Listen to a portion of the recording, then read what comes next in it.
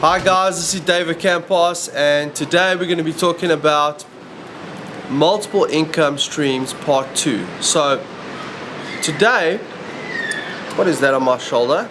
My hand. Oh, it's a little munchkin. Hi guys, this is David Campos. Today I'm going to talk about multiple income streams part 2. So I'm chilling with my family here. We're enjoying the festive season.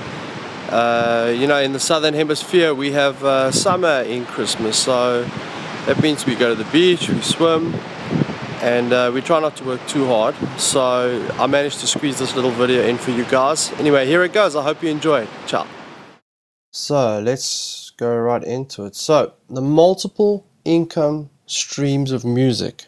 Music publishing, a lot of guys ask me, what is music publishing? Music publishing, the reason the word publishing is there, it started 150 or 200 years ago when guys were composing music, and the only way they used to put it down was on paper. So there was no recording of music, there was just publishing, like as in a book.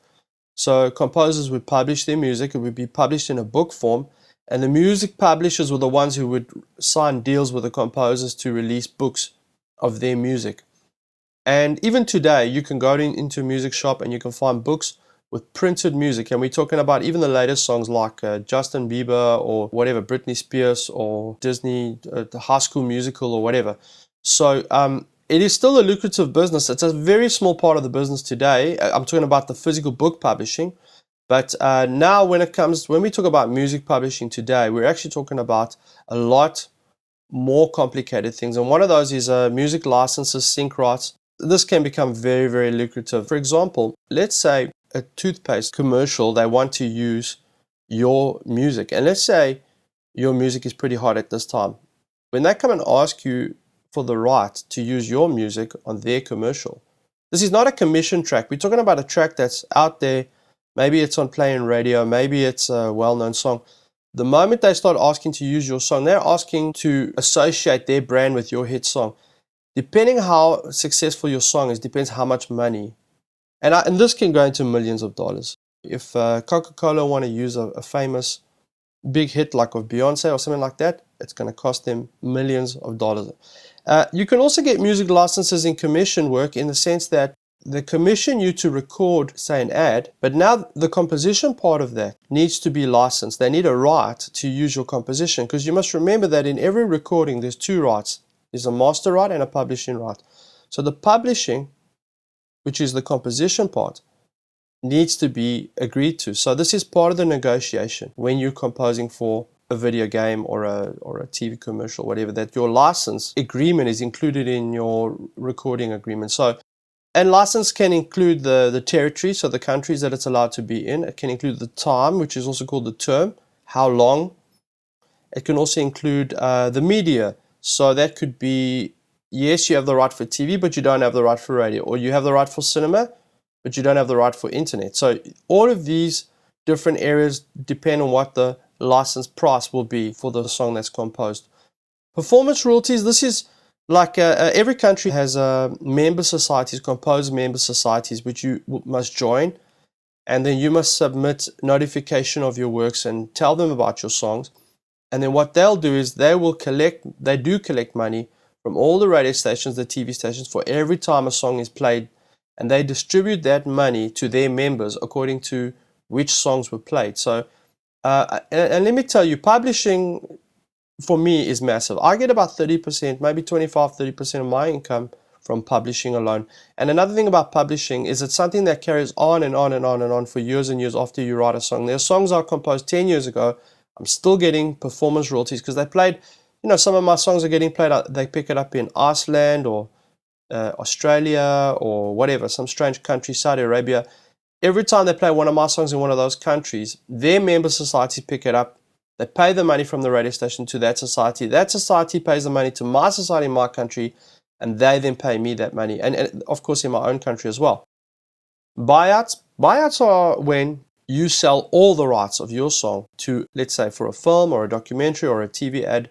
And I've done some of these, especially if you've been commissioned specifically to write a song for a product and they want to own that song outright. They can never be the composer or the full owner of it, but they can own all the rights for it. And that means you will give them all the rights for all medium, for all time. and for all territories.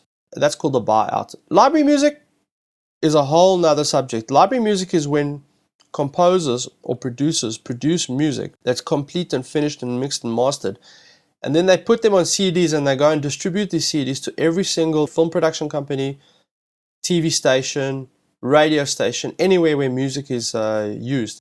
The basic understanding is you can use this music for free, but you must just pay a small fee to use it, and it's usually a set fee that's a tiny amount of money.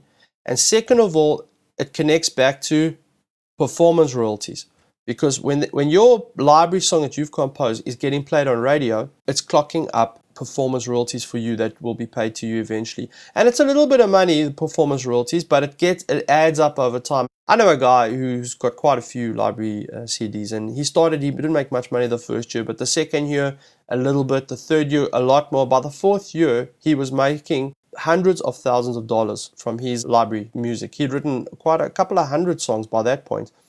And it's something that when he stopped doing, he went on holiday and he tried some other businesses and stuff. That money just kept coming in because these CDs were out there. People were still using them on their ads and on their documentaries, on their shows, TV shows and stuff. And his performance royalties and his usage royalties just kept clocking away. So library music can be a really good business. Mechanical royalties, this is another kind of royalty that falls under publishing. Remember, all these rights are to do with composition. So the idea is that you're leveraging your ownership of the song. Because think about it like this. When you compose a song, essentially it's property.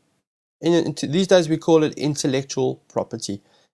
You're the owner of that property. So therefore, whenever someone tries to use your property in any kind of way, play it on the radio, make a physical copy, like for example, making a CD, putting it on a movie, that would be synchronization, or etc. Those rights are owned by you. So therefore, somewhere, somehow, you have to make money out of it. And it's not a right that you can easily give up or just let slide. And musicians are well known around the world for being very difficult about this and very non-compromising. And it's the simple point that just because you can't see it does not mean it's not real property. It's just like a patent or an invention that's owned by the inventor or the person who invented it, the same way with music. Sorry, let's go back to mechanical royalties. Every time a CD is manufactured, so if an artist signs a record deal and the record company go and manufacture 500,000 copies of that CD, for every copy that gets manufactured, a royalty has to be paid to the songwriter.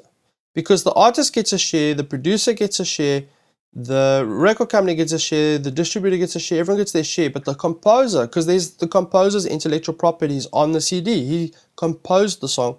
And sometimes, let me tell you, the composer is not the artist, and sometimes the composer is not the producer. So that person needs to get a share of that CD, and that's why every CD or physical copy that's made with a piece of music on it, some money has to get paid to the composer.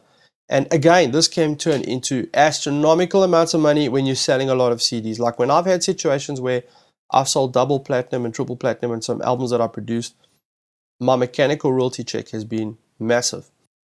Sheet music, that goes back to the publishing, as I was saying.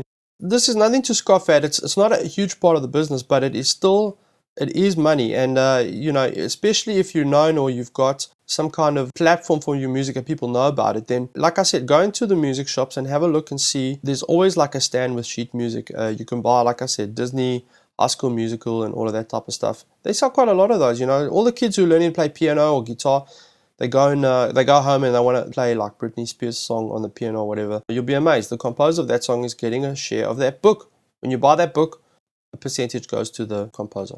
CD sales. Now, there's two ways to make money from a music perspective. The first is an artist royalty. You can get an advance on your royalty, and the advance is always recoupable on what your deal is, and usually it's a percentage of sale. Artist royalties can range from 5 to 25% of the wholesale price. It's quite complicated, and I'll go into details about contracts and how that stuff in the AMP course. Basically, these are two ways to make money. Then there's a producer royalty. It's the same thing. A producer can get an advance on a royalty, and again, it's a percent of sales. So producer royalties range from 4% up to 12% or something like that. That's what the range I've sort of seen. I mean, it is possible to go more or even less, but it depends on who you are and what deal you're making. And again, This now is connecting onto sales. So if you sell a lot of units and you get a small percentage, it all adds up. So you can start to see how with your song playing on the radio, you're getting performance royalties. With your CD selling in the shop, you're getting percentage of the sales. With the commission that you would have been getting from the recording or the production, there's another set of money there. Okay, teaching. I know a lot of guys, session musicians and even music producers that teach, and it's a side thing. One of the guys I know teaches music technology at a university around here. It's a 9-to-5 job. He gets paid a salary for that, and he loves it. He loves helping children. He loves teaching students and young people. I know another guy, he does one-on-one lessons. He teaches guitar. He's a session musician and he's a music producer. So he's got 3 different streams of income.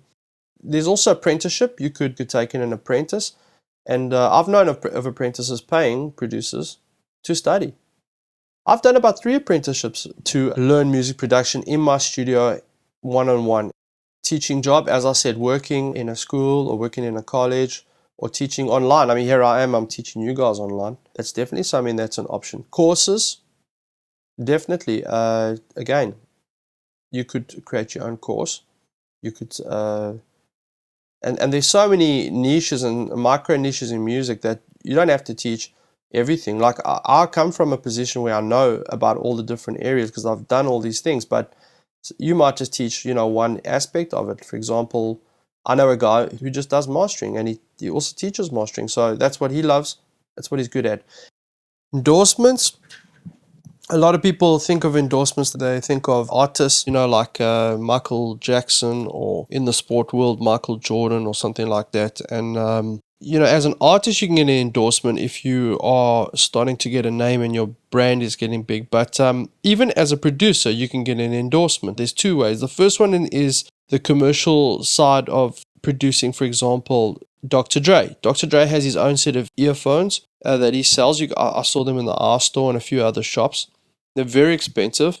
It's got his brand on there. It's got his name. And I'm sure he's getting a nice cut of that sale. Every time a pair of earphones sell with his name on it, he's getting a share of that money. Another way that a producer can get endorsed is if he endorses a product to other music producers. For example, a piece of gear or a piece of software or something like that. There are other ways to make money through endorsements as a music producer or as an artist. As I said, branded association, that would be the brand saying, yes, buy this product because I use it. Partnerships would be like where, I got an example, I know of a producer stroke artist who went into business in the water business. And it sounds crazy, but basically what they did was he launched a new mineral water that you could buy in the shop. And it wasn't his business, but he made a partnership. He used his brand to give the mineral water business that he was in partnership with a platform to get known, and then they shared the revenue with him. I've seen it with cell phones. I've seen it with many products. By the way, if you're not subscribed to my blog, why don't you go to ecomputerrecordingsoftware.com and subscribe, and then you'll get more free information. I got a free ebook that I'll send you, Music Production 101, and I'll keep sending free videos every now and again. So I hope you guys enjoyed this. Please leave comments on the bottom. I'd love to know if you have any questions. Please just write them down underneath in the comments and I'll see if I can get around to answering them. Cool, guys.